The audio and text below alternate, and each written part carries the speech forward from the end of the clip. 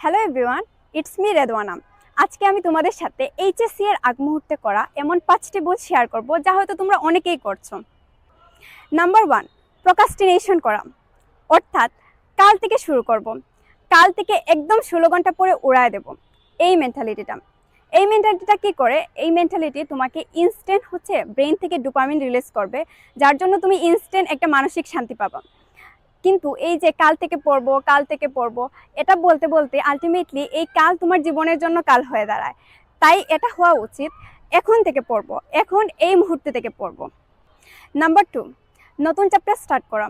ধরো তোমার ইন্টিগ্রেশন আগে কখনোই পড়া হয় নাই, এখন তুমি এক্সামের এই কিছু দিনের মধ্যে তুমি শুরু করলে ইন্টিগ্রেশন। তো এটা কি হবে? এটা কখনোই সম্ভব নাই কয়েকদিনে ইন্টিগ্রেশন শেষ করা। এটা আলটিমেটলি তোমার টাইম ওয়েস্ট করবে, কোনো কাজের কাজ হবে না। তাই যেটা করবা সেটা আগে যা যা পড়েছো ওইটা বারবার রিভাইজ দিবা, রিভিশন আর প্র্যাকটিস হবে। নাম্বার 3, বাংলা, ইংলিশ, আইসিটি এই 3টা সাবজেক্টকে অবহেলা করা। সারা বছর এই বাংলা, ইংলিশ, আইসিটিকে সবাই অবহেলা করে, যেহেতু এই 3টা সাবজেক্ট অতটাও অ্যাডমিশনে ইম্পর্টেন্ট না।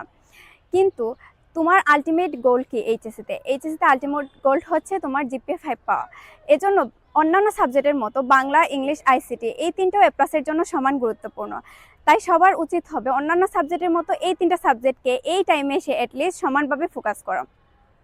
নাম্বার 4, এভরিডে নতুন নতুন রুটিন তৈরি করে টাইম ওয়েস্ট করা। এই শেষ সময় এসে অনেকে কি করে, ইউটিউবে বিভিন্ন ধরনের মোটিভেশনাল ভিডিও দেখে তারপরে একটা হেভি রুটিন বানায়। আবার কোনো ফ্রেন্ডের 2-3বার রিভিশন শেষ হওয়া কোনো রুটিন কপি করে তারপর আবার রুটিন বানায়। এভাবে প্রতিদিন একটার পর একটা রুটিন বানায়, মানে প্ল্যানিংয়ে বেশি সময় দেয় স্টাডির তুলনায়। তো এটা করা একদমই উচিত না। করবা যেটা, এটা একটা ফিক্স রুটিন বানায় কনসিস্টেন্সি বজায় রেখে সেটা ফলো করার ট্রাই করবা। অর্থাৎ প্ল্যানিংয়ে সময় কম দিবা, পড়াশোনায় বেশি টাইম দিবা। নাম্বার 5, বন্ধুদের প্রিপারেশন থেকে প্যানিক করা। এক্সামের এই আগ মুহূর্তে ফ্রেন্ডদের কাছে কমন একটা কোয়েশ্চেন যে কয়বার তো রিভিশন শেষ হয়েছে। তো তুমি কি দেখবা, তোমার আশেপাশে তোমার অনেক ফ্রেন্ডেরই 2 থেকে 3বার রিভিশন শেষ, অনেকের তো দেখবা আবার 5বারও রিভিশন শেষ। সো এটা দেখে অনেকে প্যানিক করে হতাশায় ডুবে যায় যে হায় আল্লাহ, আমাকে দিয়ে তো আর কিচ্ছু হবে না। বাট অ্যাকচুয়ালি কতবার রিভিশন শেষ হয়েছে এটার থেকে বেশি ইম্পর্টেন্ট তুমি কত ইফেক্টিভলি পড়তেছো।